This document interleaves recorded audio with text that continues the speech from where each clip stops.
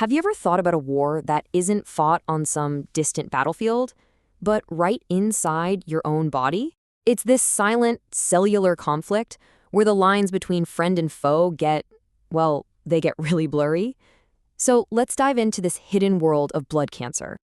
I mean, it's a pretty chilling question, isn't it?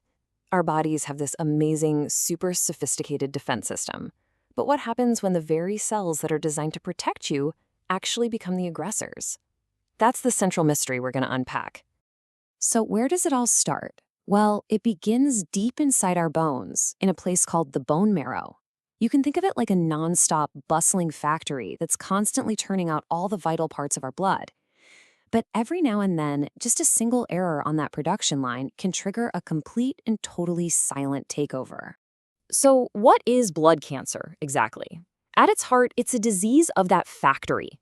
A single cell goes rogue, and it just starts multiplying without any of the normal checks and balances. These cancerous cells then start to mess up the production of everything our body desperately needs. Red blood cells to carry oxygen, platelets to help us clot, and healthy white blood cells to fight off infection. And here's exactly how that hostile takeover unfolds. It all starts with one tiny mistake: a single genetic mutation in one stem cell. Then that one corrupted cell starts cloning itself, just relentlessly, creating a whole army of abnormal cells. They overrun the bone marrow so fast, pushing out all the healthy working cells. The really crucial thing to get is that the factory's still running, but now it's only producing a useless and really dangerous product. Now, while they might all start in a similar way, not all blood cancers are the same. You can think of it like there are three main adversaries, and each one has its own unique strategy for attacking the body. So let's take a look at the rap sheet. This really lays out the differences perfectly. You've got leukemia, which is the cancer of white blood. It just floods the bone marrow and bloodstream. Then there's lymphoma, which goes after the lymphatic system. That's the body's internal drainage and immune network, so abnormal cells start piling up in places like your lymph nodes. And finally, you have myeloma. This is a cancer of plasma cells, which are special cells in the bone marrow that make antibodies. But in myeloma, they turn bad and just start churning out all these abnormal, harmful proteins. So you see, 3 different enemies, 3 different battlegrounds. So, how do you fight an enemy you can't see? Well, it takes some pretty serious, high-stakes detective work. Diagnosing blood cancer is a lot like building a criminal case. Doctors have to gather all the evidence to identify the specific culprit and figure out its methods. And this is their toolkit: a complete blood count. The CBC, that's like the first clue. It shows if the numbers of your blood cells are off.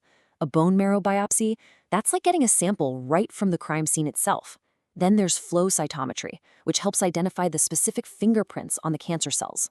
And finally, molecular tests. Well, that's the DNA evidence. That's what reveals the exact genetic mutations that are driving the cancer.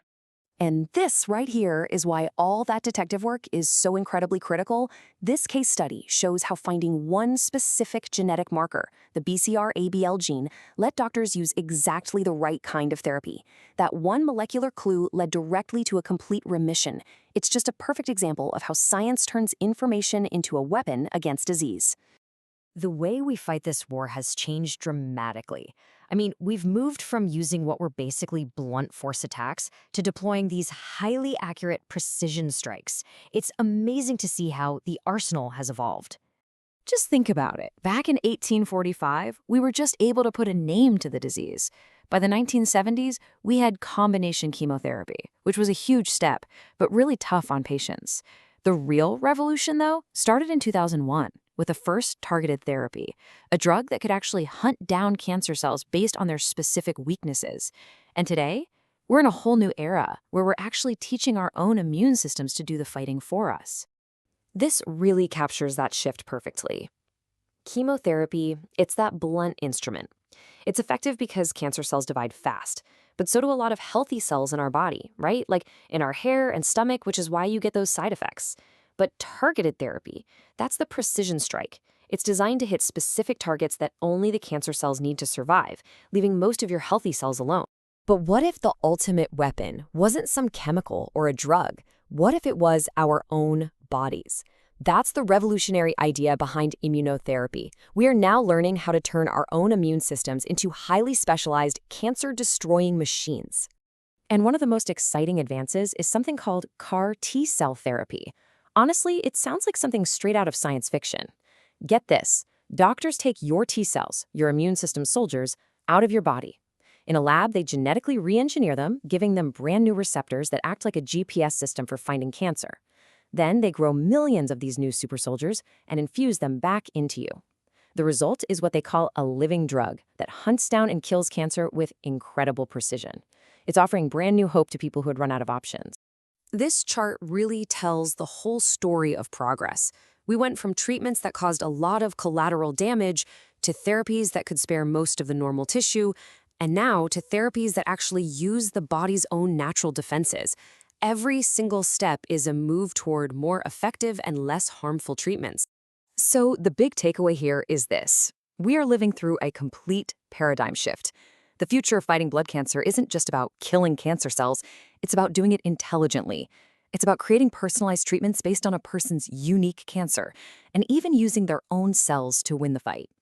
And all of this leaves us with a really powerful and hopeful question. For centuries, this disease has been this silent, formidable enemy.